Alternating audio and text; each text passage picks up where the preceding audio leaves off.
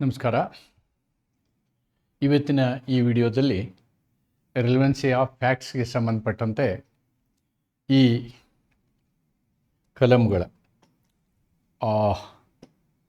Section 34 to 38 ಕಲಮು 34ರಿಂದ 38ರ ಚರ್ಚೆಯನ್ನು ಇವತ್ತು ನಿಮ್ಮ ಮುಂದೆ ತರ್ತಾ ಇದ್ದೀನಿ. ಈ BSA ಭಾರತೀಯ ಸಾಕ್ಷ್ಯ ಅಧಿನಿಯಮ 2023ರ ಯೂನಿಟ್ 2ರ ಭಾಗವಾಗಿ ಇವತ್ತಿನ ವಿಷಯ ತೀರ್ಪುಗಳು, ಜಜ್ಮೆಂಟ್ಸ್. ಈ ತೀರ್ಪುಗಳು ಸಮಂಜಸ ತಥ್ಯಗಳಾಗುತ್ತವೆಯೇ ಅಂತಕ್ಕಂಥ ಪ್ರಶ್ನೆ. So that is discussed from section 34 to 38. So ಯಾವುದೇ ಒಂದು ತೀರ್ಪು ಕೋರ್ಟಿನಿಂದ ಬಂದ ನಂತರ ತೀರ್ಪುಗಳನ್ನು 3 ಹೆಸರುಗಳಲ್ಲಿ ಹೇಳ್ತಾರೆ ಅವರು: ಜಜ್ಮೆಂಟ್, ಡಿಕ್ರಿ, ಆರ್ಡರ್ ಅಂತಕ್ಕಂಥದ್ದು. ಅವು ನ್ಯಾಯ ಪ್ರಕ್ರಿಯೆಯಲ್ಲಿ ಬರುವಂತಹ ಕೆಲವೊಂದು ಆದೇಶಗಳು. ಅವುಗಳನ್ನು ನಾವು ಸಮಂಜಸ ತಥ್ಯ ಎಂದು ಪರಿಗಣಿಸಬಹುದೇ ಅಂತಕ್ಕಂಥ ವಿಚಾರದ ಚರ್ಚೆ ನಮ್ಮ ಮುಂದೆ ಇರುವಂಥದ್ದು. ಇಲ್ಲಿ ನಾವು ಇಷ್ಟು ಸೆಕ್ಷನ್ಗಳನ್ನು ನೋಡ್ತೀವಿ: 34, 35, 36, 37 ಆ್ಯಂಡ್ 38 ಈ ಕಲಮ್ಗಳನ್ನು.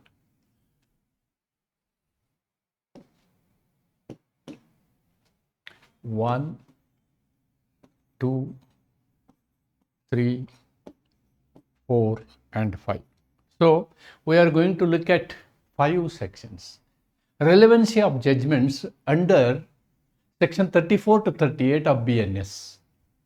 ನ್ಯಾಯಾಲಯಗಳ ತೀರ್ಪುಗಳು ಕೆಲವು ಸಂದರ್ಭಗಳಲ್ಲಿ ನಂತರದ ವ್ಯವಹಾರಗಳಲ್ಲಿ ದೇ ಮೇ ಬಿಕಮ್ ರೆಲೆವೆಂಟ್ ಅನ್ನುವುದನ್ನು ನಾವು ಈ ಒಂದು 5 ಕಲಮ್ಗಳನ್ನು ಓದುವ ಮುಖಾಂತರ ಯಾವುದು ಸಮಂಜಸ ಇದೆ, ಯಾವುದು ಸಮಂಜಸ ತಥ್ಯ ಆಗುತ್ತೆ, ರೆಲೆವೆಂಟ್ ಫ್ಯಾಕ್ಟ್ ಆಗುತ್ತೆ, ಯಾವುದು ಆಗೋದಿಲ್ಲ ಅನ್ನುವುದನ್ನು ನಾವಿಲ್ಲಿ ನೋಡ್ತೀವಿ. ಅದಕ್ಕೆ ಸಂಬಂಧಪಟ್ಟಂತೆ 1-2 ಕೇಸ್ ಲಾಗಳ ತತ್ವಗಳನ್ನು ನಿಮ್ಮ ಮುಂದೆ ತರ್ತೇನೆ. And there is also conclusion.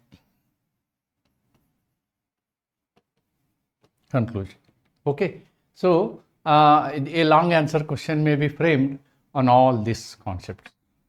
Section 34 to 38 concept ಮೇಲೆ ಒಂದು ಲಾಂಗ್ ಆನ್ಸರ್ ಕ್ವಶನ್ ಅಗ್ದಿ ಸುಲಭವಾಗಿ ನಾವು ಫ್ರೇಮ್ ಮಾಡ್ಬೋದು. ಯಾವ ಸಂದರ್ಭದಲ್ಲಿ ತೀರ್ಪುಗಳು ಸಮಂಜಸ ತಥ್ಯಗಳಾಗುತ್ತವೆ, what are the circumstances under which the judgments become a relevant fact ಅಂತಕ್ಕಂಥದ್ದನ್ನು ನಾವು ನೋಡ್ಬೋದು. The general thinking is like this. This is the general concept, relevancy of judgments. Okay. The Bharatiya Sakshya ಅಧಿನಿಯಮ್ recognizes that judgments of the courts may become relevant in later proceedings. ಒಂದು ಕೊಟ್ಟಂತಹ ತೀರ್ಪು ಆ ತೀರ್ಪು ಬಂದ ನಂತರದಲ್ಲಿ ಬೇರೆ ಪ್ರಕರಣಗಳಲ್ಲಿ ಅದು ಸಮಂಜಸ ತಥ್ಯ ಆಗುತ್ತದೆ ಅಂತಕ್ಕಂಥದ್ದು. Become relevant proceeding under. However the general principle is that is not relevant. However the general principle of evidence law is that judgment binds the parties. Judgment binds only the parties to that proceeding and ordinarily cannot be used as evidence against strangers. ಆದ್ದರಿಂದ ಸಾಮಾನ್ಯ ನಿಯಮ ಏನು ಹೇಳುತ್ತೆ ಅಂತಂದರೆ, ಯಾವುದೇ ಒಂದು ತೀರ್ಪನ್ನು ಮತ್ತೊಂದು ಪ್ರೊಸೀಡಿಂಗ್ನಲ್ಲಿ ನಾವು ಸಮಂಜಸ ತಥ್ಯ ಎಂದು ಸಾಮಾನ್ಯವಾಗಿ ತೆಗೆದುಕೊಳ್ಳಲಾಗುವುದಿಲ್ಲ. ಆದರೆ ಈ ಅಧಿನಿಯಮದಲ್ಲಿ ವಿಶೇಷವಾಗಿ ಹೇಳಿದಂತಹ ಸಂದರ್ಭದಲ್ಲಿ ಅಥವಾ section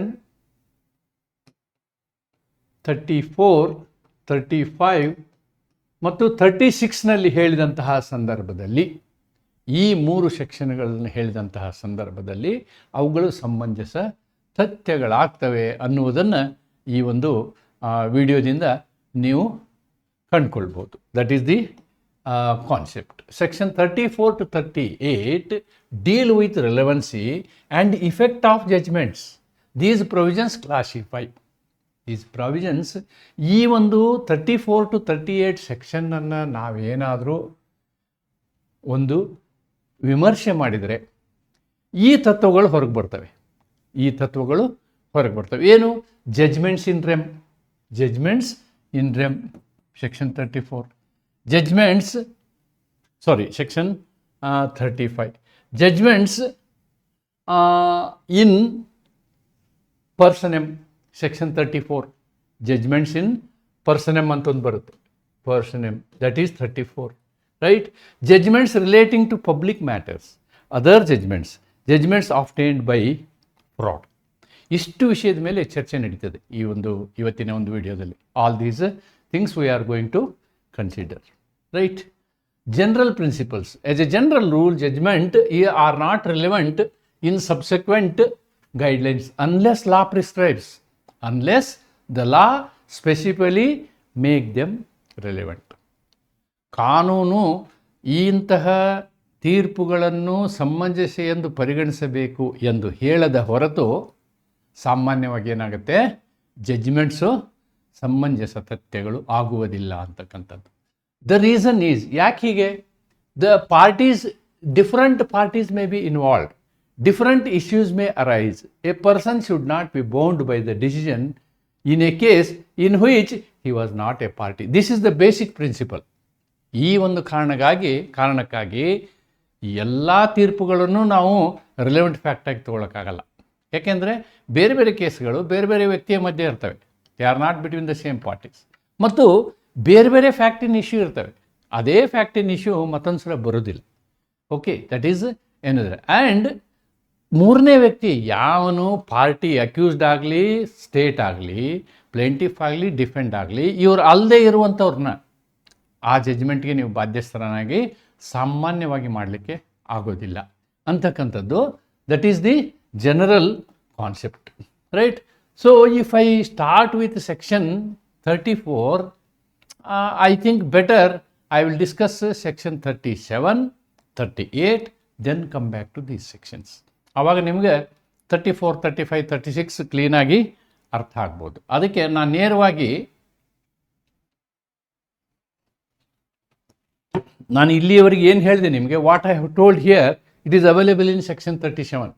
what ever I have told here, generally judgments are not relevant ಅಂತ ಏನು ಹೇಳ್ತೀವಿ, that is available in section 37. Therefore first I will discuss section 37, then I will come to section 34. I will first go to section 37 itself. Section 37, yes. First I will discuss this section. If I discuss 37 first, whatever I have discussed so far, ಇಲ್ಲಿವರೆಗೆ ನಿಮ್ಗೆ ಹೇಳಿದ್ದೀನಲ್ವಾ, ಅದರ ಅರ್ಥ ಆಗುತ್ತೆ. ಆದರೆ ಇಲ್ಲಿ ನೋಡಿ, section 37 ಏನು ಹೇಳುತ್ತೆ? Section 37 states that the general rule that judgments other than those mentioned in earlier sections are irrelevant unless their existence is a fact in issue, or they are relevant under some other provision of the act. ಈ ಸಂದರ್ಭವನ್ನು ಹೊರತುಪಡಿಸಿದಂತೆ ಬೇರೆ ಜಡ್ಜ್ಮೆಂಟ್ಗಳು relevant ಆಗೋದಿಲ್ಲ. ಒಂದ್ಸಲ section 37 ನೋಡಿಬಿಡೋಣ. Will see section 37. What the verbatim of section 37 says. This is 37. Section 37 ಏನು ಹೇಳುತ್ತೆ? Section 37 ನಾವು ನೋಡೋದಾದರೆ, section 37 if we want to see, okay, so it says section 37, judgments etcetera other than those mentioned in section 34, 35, 36 when relevant. Judgments, orders or decrees. Nodi, judgments, orders or decrees other than those mentioned in 34, 35, 36 are irrelevant. ಅದನ್ನೇ ಹೇಳಿದ್ದು ನಾನು. ಇಷ್ಟು ತನಕ ನಾವು ಮಾತಾಡ್ತಾ ಇದ್ದಿದ್ದರೆ ಯಾವುದೇ ಒಂದು ತೀರ್ಪು ಕಲಮು 34, ಕಲಮು 35, 36ರಲ್ಲಿ ಹೇಳಿದ ತೀರ್ಪುಗಳಲ್ಲದೆ ಹೋದರೆ ಅವುಗಳನ್ನು ನಾವೇನು ಹೇಳ್ತೀವಿ? ಇರ್ರಿಲೆವೆಂಟ್ ಅಂತೀವಿ. ಒಂದು ಜಜ್ಮೆಂಟ್, ತೀರ್ಪು. 2 ಆದೇಶ, ಇಂಟೀರಿಯಮ್ ಆರ್ಡರ್ಸ್ ಕೊಡ್ತಾರೆ. ಕೋರ್ಟು ಫೈನಲ್ ಜಜ್ಮೆಂಟ್ ಕೊಡೋಕ್ಕಿಂತ ಮೊದಲು ಅನೇಕ ಆರ್ಡರ್ಗಳನ್ನು ಕೊಡ್ತಾರೆ. ಆಮೇಲೆ ಸಿವಿಲ್ ಪ್ರಕರಣದಲ್ಲಿ ಒಂದು ಜಡ್ಜ್ಮೆಂಟ್ ಜೊತೆಗೆ ಕೊನೆಗೆ ಒಂದು ಡಿಕ್ರಿನೂ, ಯಾರ್ದು ಕಾಂಪೆನ್ಸೇಷನ್ ಏನು, ಜವಾಬ್ದಾರಿ ಏನು ಅನ್ನೋದು ಹೊರಗೆ ಬರ್ತದಲ್ಲ, ಅದು ಡಿಕ್ರಿ ಅಂತೀವಿ. ಇವುಗಳು ಈ ನಮ್ಮ 34, 35, 36ರಲ್ಲಿ ಏನು ಹೇಳಿದ್ದೀವಿ ಅವುಗಳನ್ನು ಹೊರತುಪಡಿಸಿ ಉಳಿದ ಎಲ್ಲವುಗಳು they become irrelevant. Court will outrightly reject them. ಆದರೆ ಅದಕ್ಕೊಂದು ಇನ್ನೂ ಒಂದು ಪ್ರಾವಿಷನ್ ಇದೆ, ಏನು? Unless the existence of such judgment, order or decree is a fact in issue. ಅದೇ ಒಂದು ಫ್ಯಾಕ್ಟ್ ಇನ್ ಇಶ್ಯೂ ಆದರೆ ಅಂತಹ ಸಂದರ್ಭವನ್ನು ಹೊರತುಪಡಿಸಿ ಮತ್ತು 34, 35, 36 ಹೊರತುಪಡಿಸಿ ಏನಾಗ್ತದೆ, ಉಳಿದ ಯಾವುದೇ ತೀರ್ಪು ಕೂಡ ಏನಾಗುತ್ತೆ, ಅದು ಸಮಂಜಸ ತಥ್ಯವಾಗುವುದಿಲ್ಲ. ಈ ಒಂದು ಶಬ್ದವನ್ನು ಇಲ್ಲೇ ಅರ್ಥ ಮಾಡಿಬಿಡ್ತೇನೆ ನಾನು. Unless existence of such judgment, order or decree itself is a fact in issue. ಇದಕ್ಕೆ ಒಂದು ಉದಾಹರಣೆಯನ್ನು ಹೇಳ್ತೀನಿ. ಒಬ್ಬ ವ್ಯಕ್ತಿ ಎ ಮತ್ತು ಬಿ ಮಧ್ಯೆ ಒಂದು ಸಿವಿಲ್ ವ್ಯಾಜ್ಯ ಇರ್ತದೆ, ಒಂದು ಮನೆ ಖಾಲಿ ಮಾಡಿಸೋದಿರ್ತದೆ. ಅವನು ಬಿ ಮನೆ ಖಾಲಿ ಮಾಡಬೇಕು ಅಂಥೇಳಿ ಡಿಕ್ರಿ ಬರ್ತದೆ, ಬಾಡಿಗೆ ಇರ್ತಾನೆ ಅಂದ್ಕೊಳ್ಳೋಣ. ಆವಾಗ ಎ ಏನು ಮಾಡ್ತಾನೆ, ಒಂದು ಎವಿಕ್ಷನ್ ಶೂಟ್ ಫೈಲ್ ಮಾಡಿ ಕೋರ್ಟ್ನವ್ರನ್ನೆಲ್ಲ ಕರೆಸಿ ಈ ವ್ಯಕ್ತಿಯ ಬಿಯ ಮನೆಯನ್ನು ಖಾಲಿ ಮಾಡಿಸ್ತಾನೆ. ಓಕೆ, ಮನೆ ಖಾಲಿ ಆಗುತ್ತೆ, ಭಾಳ ಒತ್ತಾಯದಿಂದ ಮನೆ ಖಾಲಿ ಆಗುತ್ತೆ. ಖಾಲಿಯಾದ ಮರುದಿನವೇ ಏನು ಮಾಡ್ತಾನೆ, ಬಿ ಎಯನ್ನು ಕೊಲೆ ಮಾಡ್ತಾನೆ. ನೋಡಿ, ಆದ್ದರಿಂದ ಇಲ್ಲಿ ಏನಾಗುತ್ತೆ, ಅವನು ಖಾಲಿ ಮಾಡಿಸಿದ ಕಾರಣ ಇದೆಯಲ್ಲ, motive, that it self becomes A fact in issue in the murder case. ಅಂತಹ ಸಂದರ್ಭವೊಂದನ್ನು ಹೊರತುಪಡಿಸಿ ಮತ್ತು 34, 35, 36ರಲ್ಲಿ ನಾವು ಏನು ಹೇಳಿದ್ದೀವಿ ಅವುಗಳನ್ನು ಹೊರತುಪಡಿಸಿ ಯಾವುದೇ ತೀರ್ಪು ಕೂಡ ಏನು ಸಮಂಜಸವಲ್ಲ ಅನ್ನುವುದನ್ನು ಸೆಕ್ಷನ್ 37 ಕ್ಲಿಯರ್ ಆಗಿ ಹೇಳುತ್ತೆ. So therefore what we can now conclude with this is Section 37 states the general rule that judgments other than those mentioned in earlier sections are irrelevant. ಯಾವುದು? ಅಕಸ್ಮಾತು 34, 35, 36ರಲ್ಲಿ ಹೇಳದೆ ಹೋದಂತಹ ಎಲ್ಲ ತೀರ್ಪುಗಳು, ಎಲ್ಲ ಆರ್ಡರ್ಗಳು, ಎಲ್ಲ ಡಿಕ್ರಿಗಳು ಅವು ಕೋರ್ಟ್ ಅವುಗಳನ್ನು ಸಾಕ್ಷಿ ಎಂದು ಪರಿಗಣಿಸುವುದೇ ಇಲ್ಲ. ಒಂದೇ ಒಂದು ಸಿಚುವೇಶನ್ ಹೊರತುಪಡಿಸಿ, ಏನು ಹೊರತುಪಡಿಸಿ? There existence is a fact in issue. ಇದು ಒಂದು ಸಂದರ್ಭ. ಇದಕ್ಕೊಂದು ಇಲಸ್ಟ್ರೇಷನ್ ನಾನು ನಿಮ್ಗೆ ಹೇಳಿದ್ನಲ್ವಾ, ಎ ಎವಿಕ್ಟ್ಸ್ ಬಿ ಅನ್ನು ಹೊರಗೆ ಹಾಕ್ತಾನೆ ಕಾನೂನಾತ್ಮಕವಾಗಿ. B kills A. ಈಗೇನಾಗುತ್ತೆ, state will file, this fellow become accused. Now, state files a case on B, murder case. Files say, what is the motive for murder? This action of eviction. Therefore, this judgment is relevant. ಇಂತಹ ಸಂದರ್ಭವನ್ನು ಹೊರತುಪಡಿಸಿ, ಈ ಮೂರನ್ನು ಹೊರತುಪಡಿಸಿ ಉಳಿದ ಯಾವುದೇ ತೀರ್ಪನ್ನು ನಾವು ಸಮಂಜಸ ಎಂದು ಹೇಳಲಿಕ್ಕೆ ಸಾಧ್ಯ ಇಲ್ಲ ಅನ್ನೋದನ್ನು ಸೆಕ್ಷನ್ 37 ಹೇಳುತ್ತೆ. That's what is section 37. Therefore, with this explanation, okay, now I will come back to section 34. I will straight away come back to section 34. ಆವಾಗ ನಿಮಗೆ ಸೆಕ್ಷನ್ 34ನ ಸರಿಯಾದ ಪರಿಕಲ್ಪನೆ ಬರುತ್ತೆ ಅಂತ ಹೇಳಿ ನಾನು ಅಂದ್ಕೊಳ್ತೀನಿ. ಸೆಕ್ಷನ್ 34ನ ಪರಿಕಲ್ಪನೆ ನಿಮಗೆ ಬರುತ್ತೆ. Now I will discuss 34, 35 and 36. 34, 35, yes, 34, 35 and 36. 34 is a section which talks about judgment in personam. 34 talks about judgment in personam. According to me, that is judgment in personam. Why I call them a judgment in personam? Again, ಇದನ್ನು touch ಮಾಡೋಕ್ಕಿಂತ ಮೊದಲು section 34ನ ಇಲ್ಲಿಯೂ ನೋಡಿಬಿಡೋಣ. ಇದರಲ್ಲಿಯೂ will also see it in this bare act 34 ಏನು ಹೇಳುತ್ತೆ ಇಲ್ಲಿ ನೋಡ್ಬಿಡೋಣ. We will see it here. 34 section 34 as section 30 previous judgments relevant to bar a second suit or trial. Bar a second suit or trial. ನೀವು ಈ ಒಂದು ಜಜ್ಮೆಂಟನ್ನು ನೋಡುವುದಕ್ಕಿಂತ ಮೊದಲು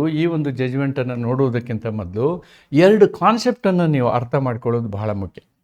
ಎರಡು ಕಾನ್ಸೆಪ್ಟನ್ನು ಅರ್ಥ ಮಾಡ್ಕೊಳ್ಳೋದು ಬಹಳ ಮುಖ್ಯ. ಏನು concept?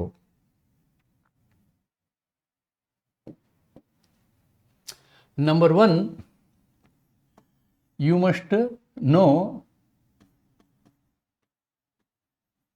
judgment in personam. Number 2, judgment in rem. And also you must know res judicata. I think CPC section 10 or 11. I don't know exactly. Section 10 or 11 in civil procedure code. Just res judicata. And in criminal process you must know atre fois acquit. You must know atre fois acquit. And atre fois convict. ಈ ಎಲ್ಲ ಪದಗಳ ಅರ್ಥ ನಿಮಗೆ ಹಿಂದೆ ಓದಿದಂತಹ ನಿಮ್ಮ ಜ್ಞಾನದಲ್ಲಿ ಪರಿಪೂರ್ಣವಾಗಿದ್ದರೆ 34, 35ನ understand ಮಾಡ್ಕೊಳ್ಳೋದು ಬಹಳ easy. Okay, judgment in person means here the judgment given is applicable to particular person. If there is a shoot between A and B, then whomsoever the judgment came in ultimate effect is applicable to A and B only. A and B only. That is judgment in personam. There may be judgment. For example, a person files a divorce petition. Then a divorce decree is given. Therefore he become a divorcee. Because he become a divorcee, the judgment is in rem. ಯಾಕೆ ಹೇಳಿ? ಅವನು divorcee ಅನ್ನುವುದನ್ನು ಇಡೀ ಜಗತ್ತೇ ಒಪ್ಕೊಳ್ಬೇಕು. Because the judgment given by the court indicates that he is a divorcee. Insolvency. A person is declared as insolvent. Then the whole world has to take that so and so is insolvent. ಅವನು ದಿವಾಳಿ ಚೀಟಿ ತಗೊಂಡಿದ್ದಾನೆ, ಅವನು ದಿವಾಳಿ ಆಗಿದ್ದಾನೆ. So it is applicable to the whole world. They are judgment in rem. Then what is res judicata? The concept of res judicata is if there is a case between A and B, and if this case is legally finalized. If the case is legally finalized, in fact, A files a suit against B and one decree has come. So that decree, after appeal time, it becomes finality. On the same cause of action, on the same person, again, A cannot file a suit. That is res judicata. Even ಬಂದಂತಹ ತೀರ್ಪು ಕಾನೂನಿಗೆ ವಿರುದ್ಧವಾಗಿದ್ದರೂ ಕೂಡ A ಮತ್ತು B ಮಧ್ಯೆ case ಇರುತ್ತೆ. B ಏನಾಗುತ್ತೆ? ಒಂದು decree ಆಗುತ್ತೆ. There is a decree. ಈ ಡಿಕ್ರಿ ಇದು ಪರ್ ಇನ್ಕ್ಯೂರಿಯಂ ಇರುತ್ತೆ. ಇನ್ಕ್ಯೂರಿಯಂ ಅಂದರೆ ಕೊಟ್ಟಂತಹ ತೀರ್ಪು, ಜಡ್ಜ್ ಕೊಟ್ಟಂತಹ ತೀರ್ಪು ಕಾನೂನಾತ್ಮಕವಾಗಿ ತಪ್ಪಾಗಿರುತ್ತೆ. It is not correct. But after appeal time this becomes finality even if the judgment is having error. ಒಂದು ವೇಳೆ ಆ ತೀರ್ಪು ಕಾನೂನಾತ್ಮಕವಾಗಿ ತಪ್ಪಾಗಿದ್ದರೂ ಕೂಡ ಈ ವ್ಯಕ್ತಿಯ ಅಪೀಲ್ ಟೈಮ್ ಮುಗಿದು ಹೋದ ಮೇಲೆ ಅವರಿಬ್ಬರ ಮಧ್ಯ ಇಟ್ ಅಟೇನ್ಸ್ ಎ ಲೀಗಲ್ ಫೈನಾಲಿಟಿ. ಆವಾಗ ಮತ್ತೊಂದು ಸಲ ಇಲ್ಲ ಜಡ್ಜ್ಮೆಂಟ್ ತಪ್ಪಾಗಿತ್ತು ಅಂಥೇಳಿ ಕೇಸ್ ಹಾಕಲಿಕ್ಕೆ ಬರೋದಿಲ್ಲ. That is under res judicata. See this is nothing but res judicata in criminal matters. Criminal matters ಯಾವುದೇ ಒಂದು ಪ್ರಕರಣದಲ್ಲಿ ಒಬ್ಬ ವ್ಯಕ್ತಿ ನಿರ್ದೋಷಿ ಎಂದಾದರೆ ಅಥವಾ ಒಬ್ಬ ವ್ಯಕ್ತಿ ತಪ್ಪಿತಸ್ಥ ಎಂದಾಗಲಿ ಒಂದು ಕ್ರಿಮಿನಲ್ ಪ್ರಕರಣದಲ್ಲಿ ತೀರ್ಪು ಬಂದ ನಂತರ ಅದೇ ವಿಷಯದ ಮೇಲೆ ಸ್ಟೇಟ್ ಅವನ ಮೇಲೆ ಮತ್ತೊಂದು ಪ್ರಕರಣವನ್ನು ಹಾಕಲಿಕ್ಕೆ ಬರೋದಿಲ್ಲ. This is available in article 22. No double jeopardy even in criminal cases. ಆದರೆ ಯಾವುದೇ ಒಂದು ಸ್ಟೇಟು ಮತ್ತು ಆರೋಪಿ ಮಧ್ಯೆ ಕೇಸ್ ಇದ್ದು ಕೇಸ್ ಬರೀ ಇನಿಷಿಯಲ್ ಸ್ಟೇಜಲ್ಲಿ ಡಿಸ್ಚಾರ್ಜ್ ಆಗಿದ್ದರೆ ಈ autrefois acquit or autrefois convict. Autrefois discharge is not permitted. Atrefois discharge is not permitted, whereas atrefois acquit is permitted, atrefois convict is permitted. ಇಷ್ಟು ನಿಮಗೆ ಜ್ಞಾನ ಇರೋದಾದರೆ, if you are knowing this much information, then I can very well discuss section 34. Previous judgments are relevant to bar a second suit. This is very important, to bar a second suit. See here, a second suit or a trial. Civil, criminal, ಎರಡಕ್ಕೂ ಕೂಡ. Civil ಮತ್ತು criminal ಎರಡಕ್ಕೂ ಕೂಡ. The existence of any judgment, ಯಾವುದೇ ಒಂದು ತೀರ್ಪು ಇದ್ದಾಗ ಅಥವಾ ಆದೇಶ ಇದ್ದಾಗ ಅಥವಾ ಡಿಕ್ರಿ ಇದ್ದಾಗ, which by law prevents, ನೋಡಿ, which by law prevents any court from taking cognizance. Res judicata and double jeopardy, they prevent it. Here what are the principles? One is judgment in personam. It discuss personam, number one. Number two, it is related to res judicata. Number three, it is related to criminal proceeding. No double jeopardy. ಆ principle ಇವೆಲ್ಲವೂ ಇದರಲ್ಲಿ cover ಆಗಿಬಿಟ್ಟಿದ್ದಾವೆ. All those things are covered here.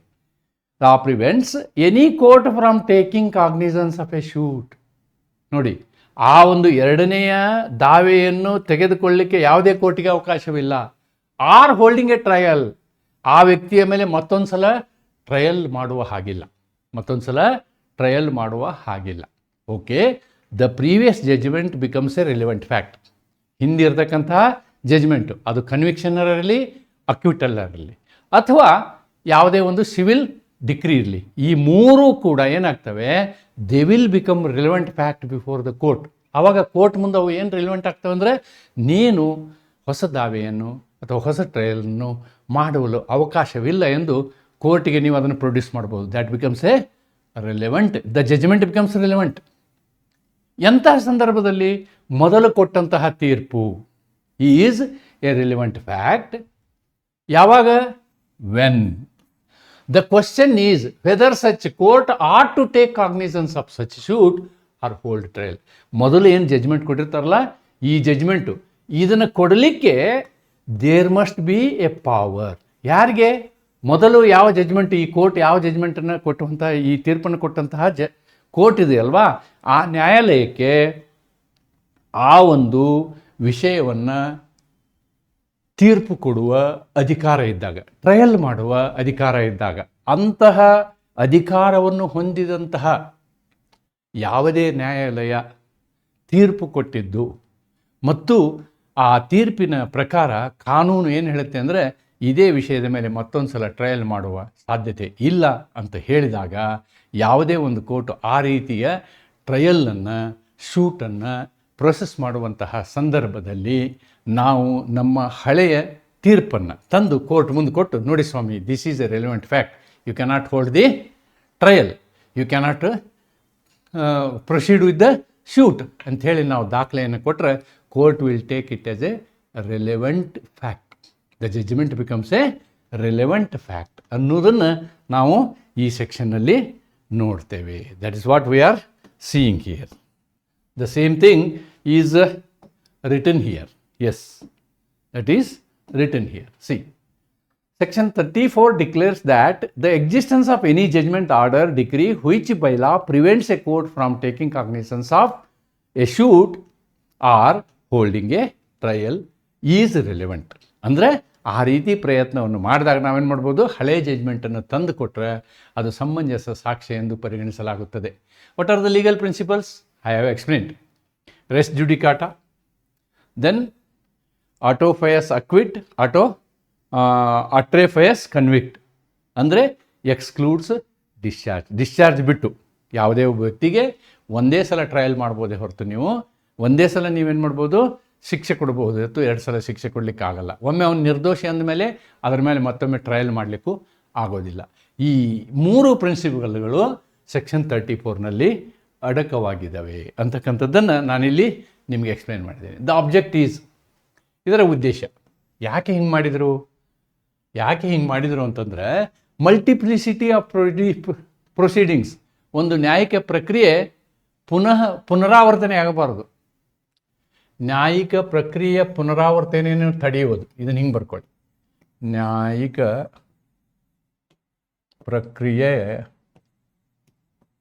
ಪ್ರಕ್ರಿಯೆಯ ಅನಗತ್ಯ ಪುನರಾವರ್ತನೆ ತಡೆಯುವುದು.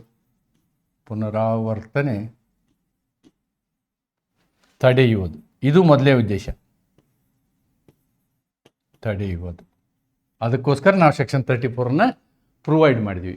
ಮರು ದಾವೆಗಳನ್ನು ತಪ್ಪಿಸೋದು, ಸುಮ್ಮನೆ ಹಗಲೆಲ್ಲ ದಾವೆಗಳನ್ನ ಹಾಕೋದು, ಪಕ್ಷಕಾರರ ಕಿರುಕುಳವನ್ನು, ಪಾರ್ಟಿಗಳ ಕಿರುಕುಳವನ್ನು ತಪ್ಪಿಸೋದು, ಪರಸ್ಪರ ವಿರೋಧಿ ತೀರ್ಪುಗಳನ್ನು ತಪ್ಪಿಸೋದು. ನೋಡಿ, ಒಂದೇ ವಿಷಯದ ಮೇಲೆ ನಾವು 2-3 ಕೋರ್ಟಲ್ಲಿ ಕೇಸ್ ಹಾಕಿದ್ರೆ ಏನಾಗುತ್ತೆ, ಒಂದೊಂದು ತೀರ್ಪು ಬೇರೆ ಬೇರೆ ಬರ್ಬೋದು. ಆ ರೀತಿ ಆಗಲಿಕ್ಕಿಲ್ಲ. ತೀರ್ಪು ಯಾವಾಗಲೂ ಒಂದೇ ಇರಬೇಕು. ಈ ಉದ್ದೇಶದಿಂದ ನಾವೇನು ಮಾಡಿದ್ದೀವಿ, ಸೆಕ್ಷನ್ 34ರಲ್ಲಿ ಆ ಒಂದು ಕಾನ್ಸೆಪ್ಟನ್ನು ತೆಗೆದುಕೊಂಡು ಬಂದಿದ್ದೀವಿ. ಏನು, ರೆಸ್ ಜುಡಿಕೇಟಾ, ಆಮೇಲೆ ಏನು ಅಟ್ರೆ ಫೋಯಸ್ ಕಾನ್ಸೆಪ್ಟ್ ಹೇಳಿದ್ವಲ್ಲ, autrefois convict, autrefois acquit, ಈ ತತ್ವಗಳನ್ನು ನಾವು ಆಧರಿಸಿ ನೋಡಿ. A files a suit against B claiming ownership over land. The court dismisses the suit after deciding the issue finally.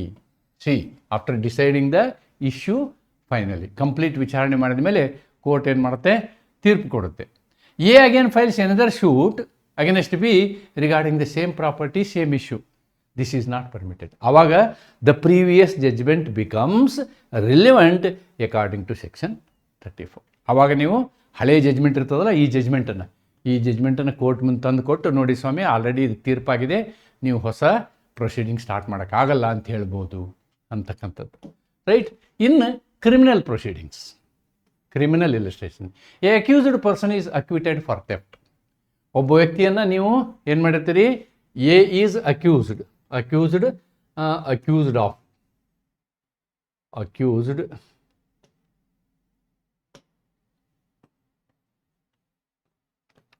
of theft, not proved. This is not proved. He is acquitted. ಅಂದ್ರೆ ಅವನು ನಿರ್ದೋಷಿ ಎಂದು ಬಿಡುಗಡೆ ಮಾಡಲಾಯಿತು, acquitted. Therefore, atre foes acquittal. He cannot be tried again for the same theft.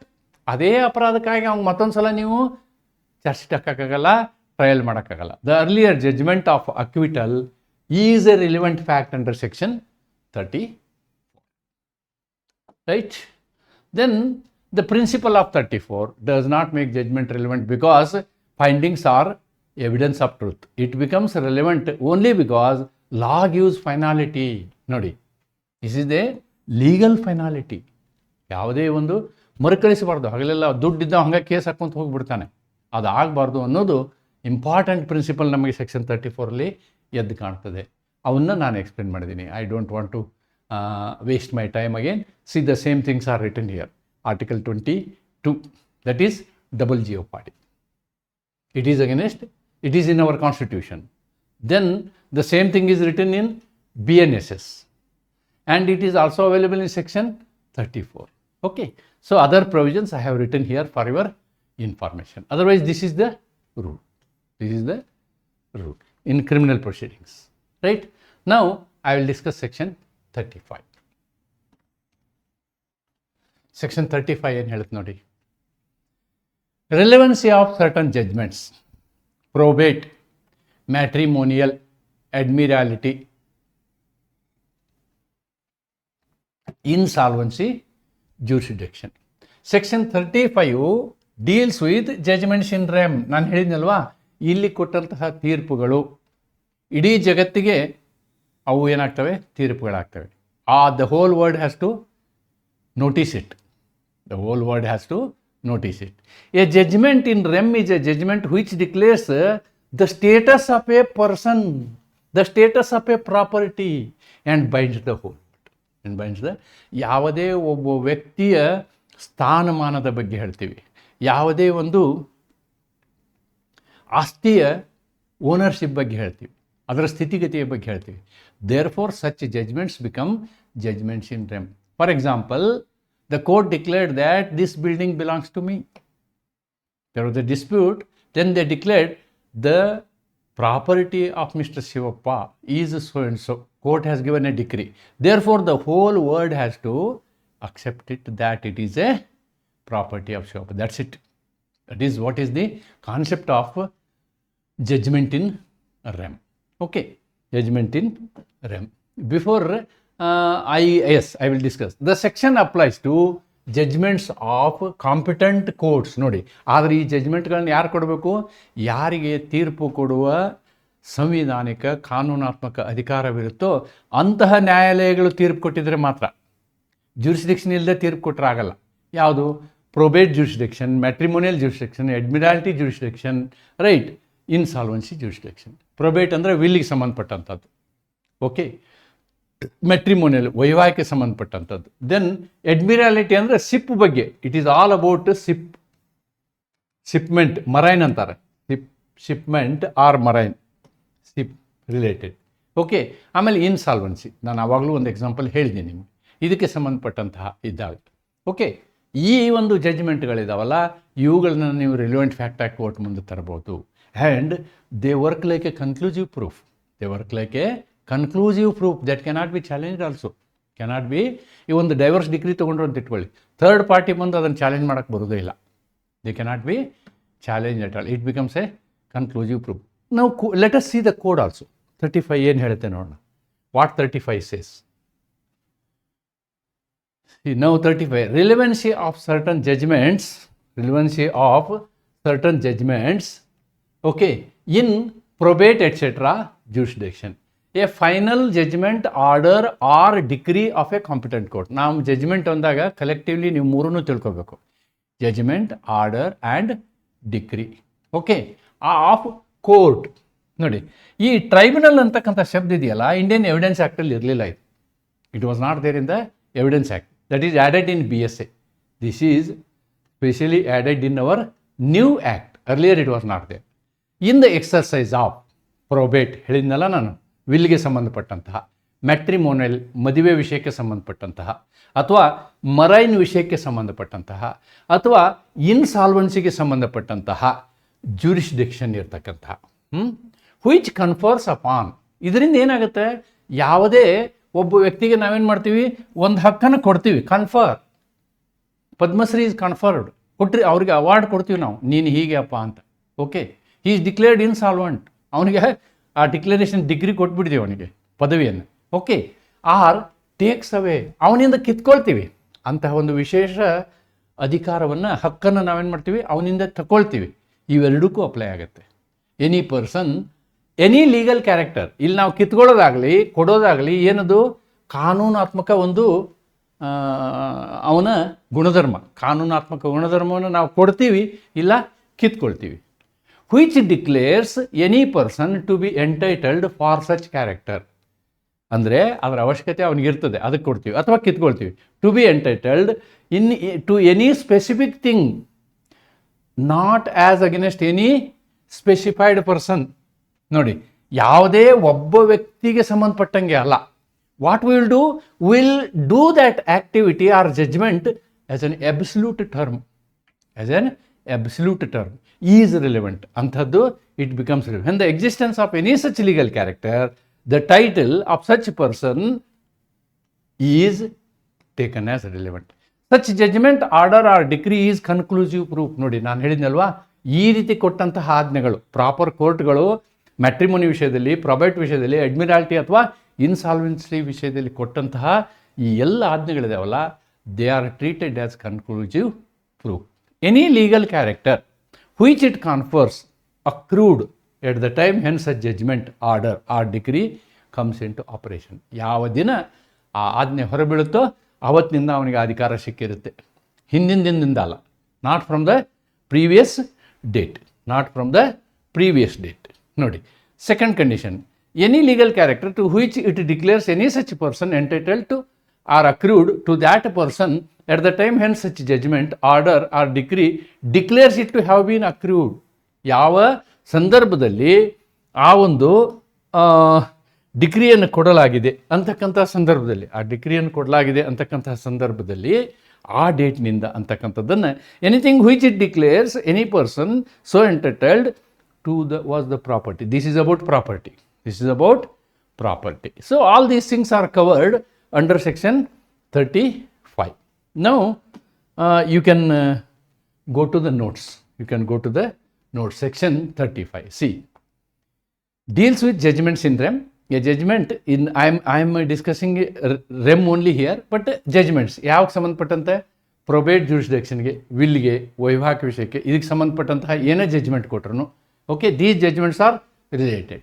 Legal principle, such judgments are conclusive proof regarding ಆ ವ್ಯಕ್ತಿಯ ಕಾನೂನಾತ್ಮಕ. ಈ divorcee, it is a legal position. So that C A divorce decree is, ಇದಕ್ಕೊಂದು ಸಣ್ಣ example ಕೊಡ್ಬೋದು ನಾವು. ಏನು, B married C, B married C.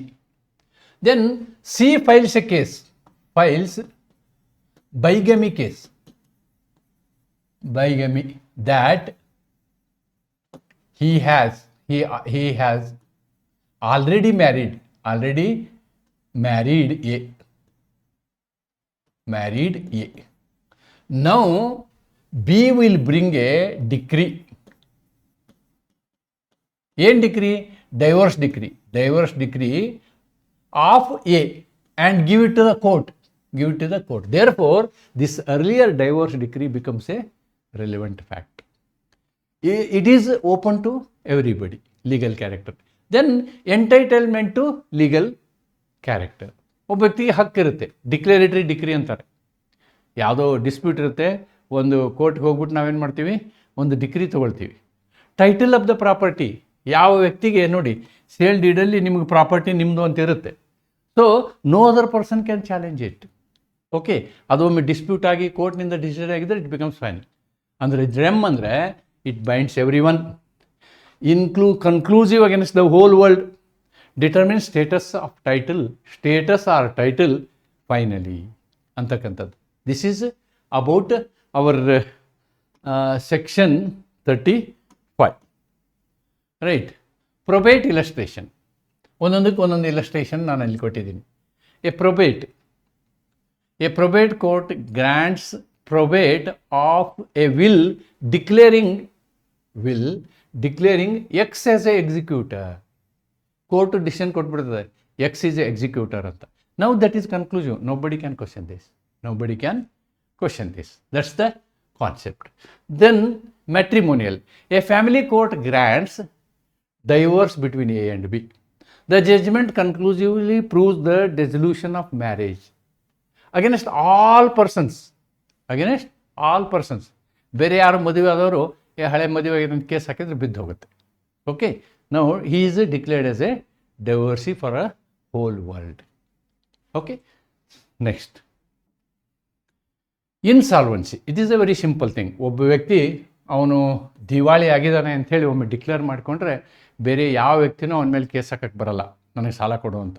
ನೀವು ಕೊಟ್ಟಂಥ ಸಾಲ ಗೋವಿಂದ, that's it. That judgment conclusively establishes a legal status. ಆ ವ್ಯಕ್ತಿಯ ಸ್ಥಾನಮಾನ ಏನು, ಅವನು ದಿವಾಳಿ ಎದ್ದ ವ್ಯಕ್ತಿ ಅಂತ, ಅವನು ದಿವಾಳಿಗೊಂಡ ವ್ಯಕ್ತಿ ಅಂತಕ್ಕಂಥ ಒಂದು ಕಾನೂನಾತ್ಮಕ ಪದವಿಯನ್ನು ಅವನು ಪಡಿತಾನೆ, ಸ್ಥಾನಮಾನವನ್ನು ಅವನು ಪಡಿತಾನೆ. ಐ ಹ್ಯಾವ್ ಗಿವನ್ ಅಡ್ಮಿರಾಲಿಟಿ ಬಿಟ್ಬಿಟ್ಟಿದ್ದೀನಿ, ಪ್ರಾಕ್ಟಿಕಲ್ ಇಲ್ಲ ಅಂದ್ಕೊಂಡು ಬಿಟ್ಟಿದ್ದೀನಿ. ಇಂಪಾರ್ಟೆಂಟ್ ಪಾಯಿಂಟ್ ಏನು ನೀವು ಇದರಲ್ಲಿ ನೆನ್ಪಿಡಬೇಕು ಅಂತಂದರೆ, is an exception to the general rule. 34 is also exception, 35 is also exception, because judgments in rem affect public status. Therefore, will bind all persons. Will bind all persons. Right? Section 36. ನೋಡಿ, Section 37 discuss ಮಾಡಿದ್ದೀನಿ ನಾನು. Now I have come down to Section 36. 35 ಏನು ಮಾಡುತ್ತೆ ಅಂತಂದರೆ, ವ್ಯಕ್ತಿಗತವಾಗಿ ಒಬ್ಬ ವ್ಯಕ್ತಿ ಅವನು ಇಡೀ ವಿಶ್ವಕ್ಕೆ ತನ್ನ ಸ್ಥಾನಮಾನವನ್ನು ಗುರುತಿಸ್ಕೊಳ್ತಾನೆ. ಇಲ್ಲಿ ಪಬ್ಲಿಕ್ ಇಂಪಾರ್ಟೆನ್ಸ್ ಬಗ್ಗೆ ಇದೆ, ಪಬ್ಲಿಕ್ ಇಂಪಾರ್ಟೆನ್ಸ್ ಬಗ್ಗೆ ಇದೆ. ಇದು ಕೂಡ relevancy and effect of judgments relating to matters of public nature. ಯಾವುದೇ ಒಂದು ತೀರ್ಪು ಸಾರ್ವಜನಿಕ ದೃಷ್ಟಿಯಲ್ಲಿ ಆದಂತಹ ತೀರ್ಪಾಗಿದ್ದರೆ, proves that judgments relating to matters of a public nature relevant to the enquiry are relevant. ಅವೆಲ್ಲವೂ ರಿಲಿವೆಂಟ್ ಆಗ್ತವೆ, but they are not conclusive proof, they are challengeable. ಸಾರ್ವಜನಿಕವಾಗಿ ಮಹತ್ವವನ್ನು ಹೊಂದಿದಂತಹ ತೀರ್ಪುಗಳನ್ನು ಕೂಡ ನಾವೇನು ಮಾಡ್ಬೋದು, we can give them as relevant fact, but they may or may not be conclusive proof. They are not may or may not. Court may accept, court may not accept. Whereas in case of 35, they are conclusive proof. In case of 35, see, I think here somewhere, yes, they are conclusive. Here they are conclusive proof. In case of 35. In case of 36, they are not conclusive proof. They are not conclusive proof. In case of 36 ಅನ್ನೋದನ್ನು ನೀವು ಗಮನ ಇಟ್ಕೋ. However, such judgments are not conclusive proof. ನೀವು you can give them as a relevant fact, ಕೋರ್ಟ್ಗೆ ನೀವು ಕೊಡ್ಬೋದು, but court it will look into all other circumstances to decide whether it is conclusive or not. That is the difference. Only thing here, what are all the things involve? Section applies where public rights are involved, customs are involved, or the requirement of a society. The judgment becomes relevant because public matters affect a large body of people. ಭಾಳ ಜನರಿಗೆ ಅವು ತೊಂದರೆ ಕೊಡೋದ್ರಿಂದ ಅವುಗಳಿಗೆ ಹೆಚ್ಚಿನ ಮಹತ್ವವನ್ನು ಕೊಡಲಾಗುತ್ತೆ. ಅಂತಹ ಒಂದು ತೀರ್ಪುಗಳಿಗೆ ಮಹತ್ವವನ್ನು ಕೊಡೋದಕ್ಕೂ ಈ ಸೆಕ್ಷನನ್ನು ನಾವು ನೋಡಿದ್ದೀವಿ. ನೋಡಿ, a court earlier decided that a particular road is a public road. In a later case, ಆಮೇಲೆ ಮತ್ತೊಂದು ಕೇಸ್ ಬರುತ್ತೆ ನೋಡಿ, ಒಂದು ಡಿಗ್ರಿ ಆಗಿದೆ, ಇದು ಪಬ್ಲಿಕ್ ರೋಡ್ ಅಂತಾಗಿದೆ, ಇದು ಪಬ್ಲಿಕ್ ರೋಡ್ ಅಂತಾಗಿದೆ. ಇನ್ ಎ ಲೇಟರ್ ಕೇಸ್, ನಂತರ ಮತ್ತೊಂದು ಪ್ರಕರಣ ಬರುತ್ತೆ ಕೋರ್ಟ್ ಮುಂದೆ, ಅಬ್ಸ್ಟ್ರಕ್ಟಿಂಗ್ ದ ರೋಡ್, ಯಾವನೋ ಒಬ್ಬ ರೋಡ್ಗೆ ಅಡ್ಡ ಗುಂಡಿ ಹೊಡಿತಾನೆ ನಂದಿದು ಅಂತ. The earlier judgments become relevant. ಹಿಂದಿನ ಜಡ್ಜ್ಮೆಂಟ್ ಏನಾಗುತ್ತೆ, ರಿಲಿವೆಂಟ್. ಅದನ್ನು ರಿಲಿವೆಂಟ್ ಫ್ಯಾಕ್ಟ್ ಅಂತ ನೀವೇನು ಮಾಡ್ಬೋದು, ಕೋರ್ಟ್ ಮುಂದೆ ಎವಿಡೆನ್ಸ್ ಹಾಕಿ ಕೊಡ್ಬೋದು. You can give it as a evidence. But this person who is claiming it is not public road, he has got a right to rebut.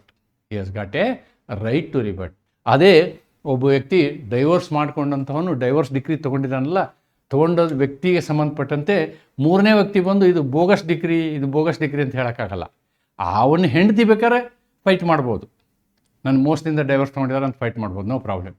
But third party it is binding ಅಂತಕ್ಕಂಥದ್ದನ್ನು ಅಲ್ಲಿ ನೋಡ್ಬೋದು. ಇಲ್ಲಿ public ವಿಷಯದಲ್ಲಿ it is relevant fact, but it is rebuttable. That is the only difference between 35 and 36. ಅದಕ್ಕೆ 36ನ ಸಪರೇಟಾಗಿ ಮಾಡಿದ್ದಾರೆ. Public custom illustration. A court previously recognised a village custom regarding the use of common grazing land. ನೋಡಿ, ಆ ಹಳ್ಳಿಯ ಸಂಪ್ರದಾಯದಂತೆ ಒಂದು ಜಾಗವನ್ನು ಇದು ಗ್ರೇಜಿಂಗ್ ಲ್ಯಾಂಡ್ ಅಂದರೆ ದನ ಮೇಯಿಸುವಂತಹ ಜಾಗ ಅಂಥೇಳಿ ಗುರುತಿಸ್ತದೆ ಒಂದು court. That judgment becomes relevant in a later dispute. Next ಬೇರೆ ಯಾವುದೋ ಒಂದು ಡಿಸ್ಪ್ಯೂಟ್ ಬಂದು ಅದೇ ಜಾಗದ ಬಗ್ಗೆ ಬಂದಾಗ ಈ ಜಡ್ಜ್ಮೆಂಟನ್ನು ನೀವು ಕೋರ್ಟ್ ಮುಂದೆ ಕೊಡ್ಬೋದು. ಓಕೆ, ಆದರೆ ಪ್ರಾಬ್ಲಮ್ ಏನಿಲ್ಲ, unless section 35 the judgment on 36 are only relevant but not conclusive. ಅವು ರಿಲೆವೆಂಟ್ ಫ್ಯಾಕ್ಟ್ ಆಗ್ಬೋದೇ ಹೊರತು ಅವು ಕನ್ಕ್ಲೂಸಿವ್ ಪ್ರೂಫ್ ಆಗೋದಿಲ್ಲ. ಅದನ್ನು ರಿಬಟ್ ಮಾಡ್ಬೋದು ತನ್ನ ದಾಖಲೆಗಳನ್ನು ತೋರಿಸಿ, ಹಳೆಯ ದಾಖಲೆಗಳನ್ನು ತೋರಿಸಿ ಇಲ್ಲ ಸ್ವಾಮಿ ಇದು ಗ್ರೇಜಿಂಗ್ ಲ್ಯಾಂಡ್ ಅಲ್ಲ ಅಂಥೇಳಿ ಅವನು ಅದನ್ನು ಚಾಲೆಂಜ್ ಮಾಡಲಿಕ್ಕೆ ಅವಕಾಶ ಇದೆ ಅಂತಕ್ಕಂಥದ್ದನ್ನು ನಾವು ನೋಡ್ತೀವಿ. 37 ಐ ಹ್ಯಾವ್ ಎಕ್ಸ್ಪ್ಲೇನ್ಡ್ ಯು. 34, 35, 36ನಲ್ಲಿ ಯಾವುದು ಇದೆಯೋ ಅದನ್ನು ಬಿಟ್ಟು ಉಳಿದಿದ್ದೆಲ್ಲ irrelevant. What is the second point? ಒಂದು ವೇಳೆ ಫ್ಯಾಕ್ಟಿನ್ ಇಶ್ಯೂನೇ ಆ ಜಜ್ಮೆಂಟ್ ಆಗಿದ್ದರೆ ಅದು ಕೂಡ ನೀವು ತರ್ಬೋದು. ಅದಕ್ಕೆ ಎಕ್ಸಾಂಪಲ್ ಕೊಟ್ಟೀನಿ. ಎವಿಕ್ಷನ್ ಮಾಡಿದ ಮೇಲೆ ಸಿಟ್ಟಿಗೆದ್ದು ಎವಿಕ್ಟ್ ಆದಂತಹ ವ್ಯಕ್ತಿ ಏನು ಮಾಡ್ಬಿಡ್ತಾನೆ, ಅವನು ಸಾಯಿಸ್ತಾನೆ. ಆವಾಗ ಕ್ರಿಮಿನಲ್ ಪ್ರೊಸೀಡಿಂಗಲ್ಲಿ ಈ ಎವಿಕ್ಷನ್ ಡಿಕ್ರಿ ಇದೆಯಲ್ಲ, ಇಟ್ ಬಿಕಮ್ಸ್ ಎ ರಿಲೆವೆಂಟ್. ಅದನ್ನು ನಾವು ಇಲ್ಲಿ ಎಕ್ಸ್ಪ್ಲೇನ್ ಮಾಡಿದ್ದೀವಿ. Here we have explained it. Yes, principal.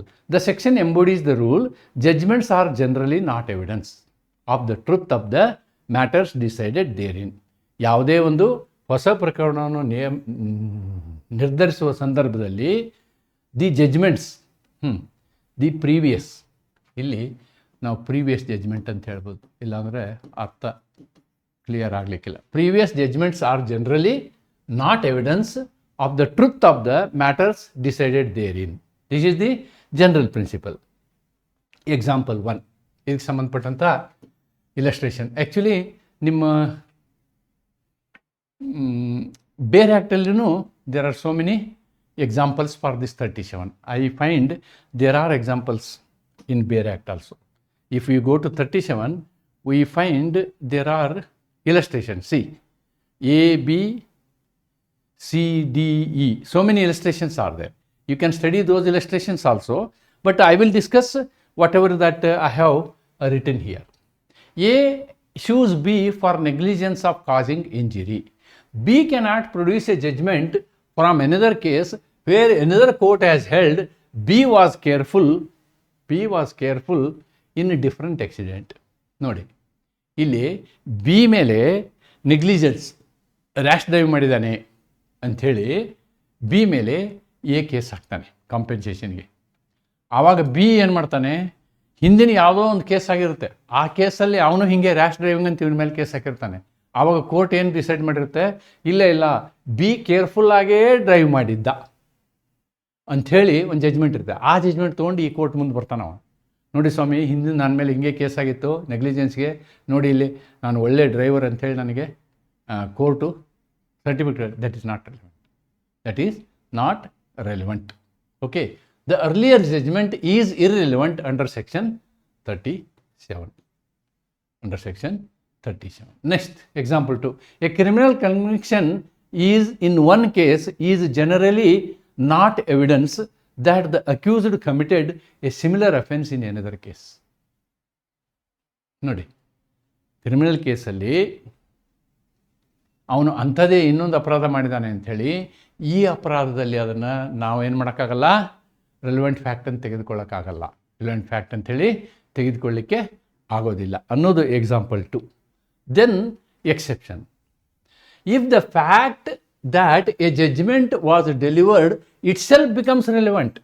ನಾನು ಹೇಳಿದ್ನಲ್ಲ ನಿಮಗೆ, ಒಬ್ಬ ವ್ಯಕ್ತಿ ಎವಿಕ್ಷನ್ ಮಾಡಿಸಿರ್ತಾನೆ, ಅದು ಆ ಕಾರಣಕ್ಕಾಗಿ ಮರ್ಡರ್ ಆಗುತ್ತೆ, ಅಂಥ ಹೊತ್ತಿನೊಳಗೆ ಆ ಜಡ್ಜ್ಮೆಂಟ್ ಏನಾಗುತ್ತೆ, ರಿಲೆವೆಂಟ್ ಆಗುತ್ತೆ. ಸಾಮಾನ್ಯವಾಗಿ ಈ ಡಿಫಮೇಷನ್ ಕೇಸಸ್ಸು, ಮಲಿಷಿಯಸ್ ಪ್ರಾಸಿಕ್ಯೂಷನ್ನು, ಇಂತಹ ಪ್ರಕರಣದಲ್ಲಿ ಅವು ಬರ್ತವೆ. ಅದಕ್ಕಿಂತ ನಾನು ಬೆಸ್ಟ್ ಎಕ್ಸಾಂಪಲ್ ನಿಮಗೆ ಆಗಲೇ ಕೊಟ್ಟಿದ್ದೀನಿ.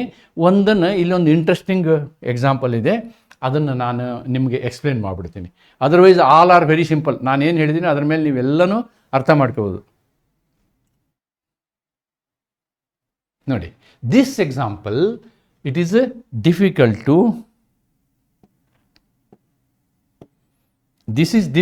To visualise. What is that? D is difficult to visualise. ಅದಕ್ಕೆ ನಾನು ಡಿ ಎಕ್ಸ್ಪ್ಲೇನ್ ಮಾಡ್ತೀನಿ ನಿಮಗೆ. ಏನು? A is charged with theft. ನೋಡಿ, ಇಲ್ಲೇನು ಮಾಡಿದ್ದಾರೆ, ಕಳ್ಳತನಕ್ಕಾಗಿ ಅವನ ಮೇಲೆ ಅಕ್ಯುಜೇಷನ್ ಇದೆ.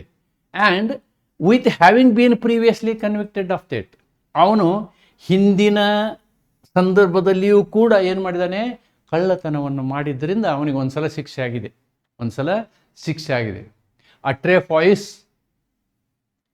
ಕನ್ವಿಕ್ಟ್ ಇದೆ ಇಲ್ಲಿ, ರೈಟ್. ಆದರೆ ಇಲ್ಲಿ ಏನು ಮಾಡ್ತೀವಿ ನಾವು, ಅವನು ಹಿಂದೆ ಕಳ್ಳತನ ಮಾಡಿದ್ದಾನೆ ಅಂಥೇಳಿ ಇವತ್ತು ಕಳ್ಳತನ ಮಾಡಿರ್ಬೋದು ಅಂತ ಶಿಕ್ಷೆ ಕೊಡೋಕ್ಕಾಗಲ್ಲ. This will not become a relevant proof, it will not become a relevant fact. ಆದರೆ the previous conviction is relevant as a fact in issue, as a fact in issue. ಏನು ಹಿಂಗಂದರೆ ಅಂದರೆ ಹಿಂದೂ ಕಳ್ಳತನ ಮಾಡಿದ್ದ ಅವನು ಈಗಲೂ ಕಳ್ಳತನ ಮಾಡಿದ್ದಾನೆ ಅಂಥೇಳಿ ಅದೇ ಫ್ಯಾಕ್ಟ್ ಇನ್ ಇಶ್ಯೂಗೆ ಸಂಬಂಧಪಟ್ಟಂತೆ ಏನು ಮಾಡ್ಬೋದು, ನಾವು ಶಿಕ್ಷೆಯ ಪ್ರಮಾಣವನ್ನು ಹೆಚ್ಚಿಸ್ಬೋದು, ಶಿಕ್ಷೆಯ ಪ್ರಮಾಣವನ್ನು ಹೆಚ್ಚಿಸ್ಬೋದು. ದ್ಯಾಟ್ ಈಸ್ ಆ ಉದ್ದೇಶಕ್ಕೆ ಮಾತ್ರ ನೀವು ಹಿಂದಿನ ಕನ್ವಿಕ್ಷನ್ನ ತೆಗೋಬೇಕೆ ಹೊರತು ಅವನು ಹಿಂದೆ ಕಳ್ಳತನ ಮಾಡಿದ್ದಾನೆ ಆದ್ದರಿಂದ ಈ ಕಳ್ಳತನಕ್ಕೆ ಮತ್ತು ಪ್ರೂಫ್ ಇಲ್ಲದೆ ಈ ಕಳ್ಳತನವನ್ನು ಕಳ್ಳತನ ಅಂತ ಹೇಳೋಕ್ಕಾಗಲ್ಲ. ಈ ಕಳ್ಳತನವನ್ನು ನೀವೇನು ಮಾಡಬೇಕು, ಇಂಡಿಪೆಂಡೆಂಟ್ ಎವಿಡೆನ್ಸ್ ಮೇಲೆ ಅದನ್ನು ಪ್ರೂವ್ ಮಾಡಬೇಕು. ಒಮ್ಮೆ ಪ್ರೂವ್ ಆದ ನಂತರ ಇಲ್ಲಿ ಕಳ್ಳತನ ಅಂತಕ್ಕಂಥ ಒಂದು ವಿಷಯ ಇದೆಯಲ್ಲ, ಫ್ಯಾಕ್ಟ್ ಇನ್ ಇಶ್ಯೂ ಇದೆಯಲ್ಲ, ಅದಕ್ಕೆ ಸಂಬಂಧಪಟ್ಟಂತೆ ಹಿಂದಿನ ಕಳ್ಳತನದಲ್ಲಿ ಆದ ಶಿಕ್ಷೆಯನ್ನು ಪರಿಗಣಿಸಿ ಇಲ್ಲಿ ಕಳ್ಳತನಕ್ಕೆ ಕೊಡುವಂತಹ ಶಿಕ್ಷೆಯ ಪ್ರಮಾಣವನ್ನು ಕನಿಷ್ಠದಿಂದ ಗರಿಷ್ಠದವರೆಗೆ ಏರಿಸಬಹುದು. ಫಾರ್ ಎಕ್ಸಾಂಪಲ್, ಒಬ್ಬ ವ್ಯಕ್ತಿ ಹಿಂದೆ ಕೊಲೆ ಮಾಡಿ ಏನಾಗಿದ್ದಾನೆ, ಅವನು ಜೀವಾವಧಿ ಶಿಕ್ಷೆಗೆ ಗುರಿಯಾಗಿದ್ದಾನೆ. ನಂತರ ಅವನು ಬಿಡುಗಡೆ ಹೊಂದ್ತಾನೆ, ಒಳ್ಳೆಯ ನಡತೆಯಿಂದ ಬಿಡುಗಡೆ ಹೊಂದ್ತಾನೆ. ಬಿಡುಗಡೆ ಹೊಂದಿದ ನಂತರ ಅವನ ಮೇಲೆ ಮತ್ತೊಂದು ಕೊಲೆಯ ಆಪಾದನೆ ಬರುತ್ತೆ. ಎರಡನೆಯ ಕೊಲೆಯ ಆಪಾದನೆ ಬಂದಾಗ ಎರಡನೆಯ ಟ್ರಯಲನ್ನು ಮಾಡುವಂತಹ ಸಂದರ್ಭದಲ್ಲಿ ಟ್ರಯಲ್ ಪೂರ್ತಿ ಮುಗಿಯುವವರೆಗೆ ಅವನು ಎರಡನೇ ಕೊಲೆಯನ್ನು ನಿಜವಾಗಿಯೂ ಅವನೇ ಮಾಡಿದ್ದಾನೆ ಎನ್ನುವುದು ಬಿಯಾಂಡ್ ರೀಸನೇಬಲ್ ಡೌಟ್ ಸಾಬೀತಾಗುವವರೆಗೆ ಬೇರೆ ಅವನ ಹಳೆ ಶಿಕ್ಷೆಯನ್ನು ಗಮನಿಸೋದಿಲ್ಲ. ಒಮ್ಮೆ ಹೊಸದಾಗಿ ಅಂದರೆ ಬಿಡುಗಡೆ ಹೊಂದಿದ ನಂತರ ಮಾಡಿದಂತಹ ಕೊಲೆ ಇದೆಯಲ್ಲ, ಆ ಕೊಲೆಯನ್ನು ಅವನೇ ಮಾಡಿರುವುದು ಎಂದು ಸಾಬೀತಾದ ಮೇಲೆ ಕೊಲೆಯ ಪ್ರಕರಣವನ್ನು ನಾವು ಗಮನಿಸಿ ಶಿಕ್ಷೆಯ ಪ್ರಮಾಣವನ್ನು ನಿರ್ಧರಿಸುವಲ್ಲಿ ಹಳೆಯ ಪ್ರಕರಣವನ್ನು ತಗೊಳ್ತೀವಿ. It is the example of that. Otherwise all other examples are very simple. You can just study. ಎಕ್ಸಾಮಿನೇಷನಲ್ಲಿ ನಿಮಗೆ ಇವುಗಳನ್ನ ಪ್ರಾಬ್ಲಮ್ ಆಗಿ ಕೇಳುವಂತಹ ಅನೇಕ ಸಾಧ್ಯತೆಗಳು ಇರ್ತದೆ ಅನ್ನೋದನ್ನು ನೀವಿಲ್ಲಿ ಗಮನಿಸಬೇಕು. That is very important, right? Then I will come to section 38. Section 38 is a very simple section. Let us not worry much. Any judgment taken by fraudulous method, then that is not at all a judgment. Judgment void of an issue. ಅದು ಇದರ ಅರ್ಥ. ಯಾವುದೇ ಒಂದು ತೀರ್ಪನ್ನು ಕೊಲ್ಯೂಷನ್ನಿಂದ, ಫ್ರಾಡ್ನಿಂದ ಅಥವಾ ಕೋರ್ಟ್ಗೆ ಜ್ಯೂರಿಸ್ಡಿಕ್ಷನ್ನೇ ಇರಲ್ಲ ಅಂತಹ ಕೋರ್ಟಿನಿಂದ ಪಡೆದಂತಹ ಯಾವುದೇ ಜಡ್ಜ್ಮೆಂಟು ಇದ್ದರೆ ಅದನ್ನು ನೀವು ರಿಲೆವೆಂಟ್ ಡಾಕ್ಯುಮೆಂಟ್, ರಿಲೆವೆಂಟ್ ಫ್ಯಾಕ್ಟ್ ಅಂತೇಳಿ ಕೋರ್ಟ್ ಮುಂದೆ ಕೊಡ್ಬೋದು. ಕೋರ್ಟ್ ಅದನ್ನು ಕನ್ಸಿಡರ್ ಮಾಡಿಯೇ ಮಾಡುತ್ತೆ. ಅಂದರೆ ನೀವು ಇವನು ಪ್ರೂವ್ ಮಾಡಿದರೆ, ರೈಟ್? ಓಕೆ. ಈಗ ಫ್ರಾಡ್ ಅಂದರೆ ಮೋಸ, ವಂಚನೆ. ಫ್ರಾಡ್ ಅಂದರೆ ಮೋಸ, ಕೂಟ ಚಟುವಟಿಕೆ ಅಂದರೆ ಇಬ್ಬರು ಮಿಲಾವಾಗಿ ಓಕೆ ಮಾಡಿದಂಥದ್ದು. ಶಾಮೀಲ್ ಅಂತಾರಲ್ಲ, ಶಾಮೀಲಾಗಿ ಮಾಡಿದಂಥದ್ದು. ಓಕೆ, ಅಲ್ಲಿ ಶಾಮೀಲ್ ಯಾರು ಆಗಿರ್ಬೋದು, ಜಡ್ಜ್ಗಳೇ ಆಗಿರ್ಬೋದು, ಅಪೋಸಿಟ್ ಪಾರ್ಟಿ ವಕೀಲರೇ ಆಗಿರ್ಬೋದು, ಏನೋ ಶಾಮೀಲಾಗಿ ಜಡ್ಜ್ಮೆಂಟ್ ಕೊಡಿಸಿರ್ಬೋದು. ಅಂತಹ ಸಂದರ್ಭದಲ್ಲಿ ಆ ರೀತಿ ಕೊಟ್ಟಂತಹ ಎಲ್ಲ ತೀರ್ಪುಗಳು ಏನಾಗ್ತವೆ, ದೇ ಬಿಕಮ್ ರಿಲೆವೆಂಟ್. ನೋಡಿ, 38 allows, Section 38 allows a party to show that ಆ ಜಡ್ಜ್ಮೆಂಟ್ಗಳು ಈ ರೀತಿ ಇದ್ದರೂ ಕೂಡ 34, 35, 36ರಲ್ಲಿ ಇದ್ದಂತಹ ಜಡ್ಜ್ಮೆಂಟ್ ಇದ್ದರೂ ಕೂಡ ಓಕೆ, ಅವುಗಳು ಈ ರೀತಿ ಫ್ರಾಡ್ನಿಂದ ಮಾಡಿದಂತಹದ್ದು, ಮೋಸದಿಂದ ಮಾಡಿದಂತಹದ್ದು ಜಡ್ಜ್ಮೆಂಟ್ಗಳು ಇದ್ದರೆ ಅವುಗಳು ಕೂಡ ಏನಾಗ್ತವೆ, they become inactive. They are not, ಅವುಗಳನ್ನ ಚಾಲೆಂಜ್ ಮಾಡುವಂತಹ ಪ್ರಕ್ರಿಯೆ ನೀವು ಮಾಡ್ಬೋದು. ಅದಕ್ಕೇ ನಾವೇನು ಮಾಡ್ತೀವಿ, fraud destroys the validity of judicial proceedings. Jurisdiction ಇಲ್ಲ ಅಂದರೆ, ಪಾರ್ಟಿಗಳು ಕೊಲ್ಯೂಡ್ ಆಗಿದ್ದರೆ ಅಥವಾ ಮೋಸದಿಂದ ಜಡ್ಜ್ಮೆಂಟ್ ತೊಗೊಂಡಿದ್ರೆ ಕೋರ್ಟ್ನಲ್ಲಿ ಇಂಥವು ಸಾಕಷ್ಟು ನಡೀತವೆ. ಅವುಗಳು ಏನಾಗ್ತವೆ, ಮೊದಲಿನಿಂದಲೇ ಅವು they will have no sanctity, ಅವಕ್ಕೆ ಬೆಲೆನೇ ಇರೋದಿಲ್ಲ. They don't have legal sanctity. Any time it can be challenge. Okay, fraud illustration ಉದಾಹರಣೆಗಳನ್ನ ಕೊಟ್ಟಿದ್ದೀನಿ, ಸಿಂಪಲ್ ಉದಾಹರಣೆಗಳು. A obtains a decree by producing forged documents. ನೋಡಿ, ಮೋಸದ ಕಾಗದ ಪತ್ರಗಳನ್ನ ಕೊಟ್ಬಿಟ್ಟು ಇದೇ ನಿಜ ಅಂತ ಹೇಳಿ ಜಡ್ಜ್ಮೆಂಟ್ ತೊಗೊಂಬರ್ತಾನೆ. That is right. In a later proceeding the opposite party may prove. Opposite party ಏನು ಮಾಡ್ಬೋದು, ಇವನು ತಂದಂತಹ ದಾಖಲೆಗಳಿದಾವಲ್ಲ ಅವು ಮೋಸದಿಂದ ಕೂಡಿದ್ದಾವೆ ಅಂತ ಹೇಳಿದರೆ ಆ ಜಡ್ಜ್ಮೆಂಟನ್ನು ನಾವು ರಿಲೆವೆಂಟ್ ಫ್ಯಾಕ್ಟಾಗಿ ಕನ್ಸಿಡರ್ ಮಾಡಿ ಇವತ್ತಿನ ಪ್ರೊಸೀಡಿಂಗ್ನ ಮುಂದುವರಿಸ್ಬೋದು. Collusion, 2 persons secretly cooperate and obtain a friendly decree to defeat the rights of a third person. ಒಮ್ಮೊಮ್ಮೆ ಏನಾಗುತ್ತೆ, ಅಪೋಸಿಟ್ ಪಾರ್ಟಿಯಲ್ಲೇ ಮೇನ್ ಪಾರ್ಟಿ ಜೊತೆಗೆ ಮಿಂಗಲ್ ಆಗಿಬಿಡ್ತಾರೆ. ಮಿಂಗಲ್ ಆಗಿ ಅವನಿಗೆ ಅನುಕೂಲ ಆಗುವಂಥ ಸಾಕ್ಷ್ಯಾಧಾರಗಳನ್ನ ಕೊಟ್ಟು ಜಡ್ಜ್ಮೆಂಟ್ನ ತರ್ತಾರೆ. ಕೊಲ್ಯೂಷನ್ ಅಂತ ಹೇಳ್ತಾರೆ. Okay, we are seeing sometimes even the lawyers collude, that is against ethics. The third person may challenge. ಅಂಥ ಸಂದರ್ಭದಲ್ಲಿ ಆ ಅಫೆಕ್ಟೆಡ್ ಪಾರ್ಟಿ ಏನು ಮಾಡ್ಬೋದು, ಈ ರೀತಿ ಕೊಲ್ಯೂಷನ್ನಿಂದಂತಹ ತೀರ್ಪಿದು ಅಂಥೇಳಿ ಕೋರ್ಟ್ ಮುಂದೆ ಅದನ್ನು ತಂದು ರಿಲೆವೆಂಟ್ ಡಾಕ್ಯುಮೆಂಟ್ ಆಗಿ ಪ್ರೊಡ್ಯೂಸ್ ಮಾಡ್ಬೋದು. Then lack of jurisdiction. ನೋಡಿ, ಯಾವುದೇ ಒಂದು ಕೋರ್ಟು ತನಗೆ ನ್ಯಾಯಿಕ ಅಧಿಕಾರ ಇಲ್ಲ ಅಂದರೆ ಅಂತಹ ಜಡ್ಜ್ಮೆಂಟ್ ಏನಾದ್ರು ಕೊಟ್ಟಿದ್ದರೆ that becomes a relevant fact. ಅದನ್ನು ನೀವು ಬೇರೆ ಪ್ರಕರಣಗಳಲ್ಲಿ ಅಥವಾ ನೀವೇ ಒಂದು ಪ್ರಕರಣವನ್ನು ಹಾಕಿ ಅದನ್ನು ಡಾಕ್ಯುಮೆಂಟ್ ಆಗಿ ಕೊಡ್ಬೋದು ಅಂತಕ್ಕಂಥದ್ದು ಇದು. So the same thing I have made a table here, ಯಾವ್ಯಾವುದು ಯಾವ ಥರ ಇರುತ್ತೆ ಅಂಥೇಳಿ. 34 ಏನಿರುತ್ತೆ ನೋಡಿ, judgements barring second proceedings, then relevant, then judgements in rem, ಇದು ಕನ್ಕ್ಲೂಸಿವ್ ಪ್ರೂಫ್, ಇದು ಬರೀ relevant not conclusive proof. Generally irrelevant ಯಾವುದು, other judgements. Invalidates judgements. Fraud ಅಂದರೆ ಜಡ್ಜ್ಮೆಂಟೇ ಇನ್ವ್ಯಾಲಿಡ್ ಆಗುತ್ತೆ. 37 ಏನು ಹೇಳುತ್ತೆ, ನಮ್ಮ ಜನರಲ್ ರೂಲ್ ಹೇಳುತ್ತೆ. 37 is telling about our general rule. That is the table I have done, right. Then same Kannada version is there. So with this I will come to case law. This is one very interesting case law. 1776 Duchess of Kingston case itself was fundamentally about a judgment in rem. Judgment in rem ನೀವು ನೋಡಬೇಕು ಅಂತಂದರೆ ಈ ಕೇಸ್ನ ನೋಡಬೇಕು. Duchess argued that her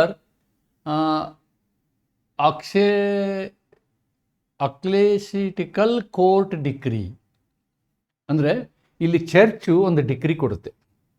ಏನು decree ಕೊಡುತ್ತೆ, C is A ಸ್ಪಿನ್ಸ್ಟರ್, ಆಕೆ ಕನ್ಯೆಯಾಗಿದ್ದಾಳೆ, ಮದುವೆ ಆಗಿಲ್ಲ ಅಂತ. ಇಲ್ಲಿ ಆ್ಯಕ್ಚುಲಿ ಇಶ್ಯೂ ಹೆಂಗಿರುತ್ತೆ ಅಂತಂದರೆ, ಮೊದಲು ಇನ್ನೊಬ್ಬನ ಜೊತೆಗೆ ಇರ್ತಾಳೆ ಆ ಹೆಣ್ಮಕ್ಳು. ಆಮೇಲೆ ಏನಾಗುತ್ತೆ ಅಂತಂದರೆ ಮತ್ತೊಬ್ಬನನ್ನು ಮದುವೆ ಆಗ್ತಾಳೆ. ಮದುವೆ ಆದಾಗ ಅವನು ಕೋರ್ಟ್ ಮುಂದೆ ಕೇಸ್ ತೊಗೊಂಡು ಹಿಂದೆ ಈ ರೀತಿ ಇವಳದ್ದು ಸಂಬಂಧ ಇತ್ತು ಅಂತೇಳಿ. ಬಟ್ ಆವಾಗ ಈ ಜಡ್ಜ್ಮೆಂಟನ್ನು ಕೊಡ್ತಾಳೆ, ಇಲ್ಲ ನನಗೆ ಅವನ ಜೊತೆ ಮದುವೆ ಆಗಿರಲಿಲ್ಲ, ಆದ್ದರಿಂದ ನನಗೆ ನೀ ಬೈಗಮಿ ಅಂತ ಹೇಳೋಕ್ಕಾಗಲ್ಲ ಅಂತಕ್ಕಂಥದ್ದು. So this was treated as judgment in rem, conclusive proof. Old case. A judgment in rem is conclusive against all persons. Actually church ಕೊಟ್ಟಂತಹ ಒಂದು ನಿರ್ಧಾರ, ಅದು ಭಾಳ ಹಳೆಯ ಕೇಸ್. It's a old case. Churches were treated as courts at that time. Then this is Changalvaraya Naidu versus Jagannath. ಈ ಪ್ರಕರಣ ಏನು ಅಂತಂದರೆ, it talks about the courts observed fraud avoids. Yes, about fraud you can court this judgement. ಒಮ್ಮೆ fraud ಅಂದರೆ ಮುಗೀತು, ab initio, non est, judgement is not existing at all ಅಂತಾರೆ. Non est, ಫ್ರಾಡಲ್ಲಿ ತೊಗೊಂಡಂತಹ ಜಡ್ಜ್ಮೆಂಟೇ ಅಲ್ಲ, it is not a judgement ಅನ್ನೋದಕ್ಕೆ you can court this. Okay, therefore section 34 to 38 talks about relevant facts also, relevant judgements also, irrelevant judgements. Relevant judgements ಯಾವ್ಯಾವು, which are available in section 34, 35, 36. Irrelevant ಜಡ್ಜ್ಮೆಂಟ್ಸ್ನ ಎಲ್ಲಿ ಕೊಟ್ಟಿದ್ದೀವಿ ನಾವು, ಇನ್ section 37. Then irrelevant ಯಾವ ಜಡ್ಜ್ಮೆಂಟ್ಸು, ಇನ್ 38. They are obtained by fraud. That's all we can understand in this video. So the same conclusion I have written both in English and Kannada. You can read them, right? So this is all about judgments. ಅಂದರೆ ತೀರ್ಪುಗಳು ಕೂಡ ಕಲಂ 34, 35, 36 ಹೇಳಿದ ತೀರ್ಪುಗಳು ಸಮಂಜಸ ಆಗ್ತವೆ. ಉಳಿದ ಯಾವ ತೀರ್ಪುಗಳು ಸಮಂಜಸ ಆಗುವುದಿಲ್ಲ. ಆದರೆ ವಿವಾದಿತ ಪ್ರಶ್ನೆಯೇ ಆ ತೀರ್ಪಿನ ಒಂದು ವಿಷಯವಾಗಿದ್ದರೆ ಆ ತೀರ್ಪಿನ ಒಂದು ವಿಷಯವಾಗಿದ್ದರೆ ಆವಾಗ ಅಂತಹ ಸಂದರ್ಭದಲ್ಲಿ ಮಾತ್ರ ನಾವು ಅದನ್ನು ಕನ್ಸಿಡರ್ ಮಾಡ್ತೀವಿ, ಅದರ್ವೈಸ್ ಕನ್ಸಿಡರ್ ಮಾಡೋದಲ್ಲ. 38 ಏನು ಹೇಳುತ್ತೆ ಸೆಕ್ಷನ್ನು? ಫ್ರಾಡ್ನಿಂದ ಪಡೆದಂಥ ಅಥವಾ ಕೊಲ್ಯೂಷನ್ನಿಂದ ಪಡೆದಂತಹ ಅಥವಾ ಯಾವುದೇ ನ್ಯಾಯಿಕ ಅಧಿಕಾರ ಇಲ್ಲದಂತಹ ಒಂದು ಕೋರ್ಟು ನ್ಯಾಯಾಲಯ ತೀರ್ಪು ಕೊಟ್ಟಿದ್ದಂತಹ ಜಡ್ಜ್ಮೆಂಟ್ಗಳಿದಾವಲ್ಲ, ಅವುಗಳನ್ನೂ ಕೂಡ ನಾವೇನು ಮಾಡ್ಬೋದು, ಕೋರ್ಟ್ನಲ್ಲಿ ರೆಲಿವೆಂಟ್ ಫ್ಯಾಕ್ಟಾಗಿ ಕೊಡ್ಬೋದು. ಅವು ಮೋಸದಿಂದ ಆಗಿದ್ದೇವೆ ಅಂತಕ್ಕಂಥ ಆ ಜಡ್ಜ್ಮೆಂಟನ್ನು ನಾವು ಒಯ್ದು ಕೋರ್ಟ್ ಮುಂದೆ ಕೊಟ್ಟು ಅವುಗಳ ಪರಿಣಾಮವನ್ನು ಏನು ಮಾಡ್ಬೋದು, ನಾನೆಸ್ಟ್ ಮಾಡ್ಬೋದು. We can make them non est by proving that they are done by fraud, they are done by collusion, or they don't have, the court has no jurisdiction, ಈ ಕಾರಣಗಳ ಮೇಲೆ ಅಂತ ಹೇಳ್ಬೋದು. ಇದರ ನೋಟ್ಸ್ಗಳನ್ನು ನಾನು ನಿಮಗೆ ಟೆಲಿಗ್ರಾಮ್ ಚಾನಲ್ನಲ್ಲಿ ಶೇರ್ ಮಾಡ್ತೀನಿ ಅಂತ ಹೇಳ್ತಾ ಈ ವಿಡಿಯೋನ ಇಲ್ಲಿಗೆ ಮುಕ್ತಾಯ ಮಾಡ್ತೀನಿ. ನಮಸ್ಕಾರ. Thank you.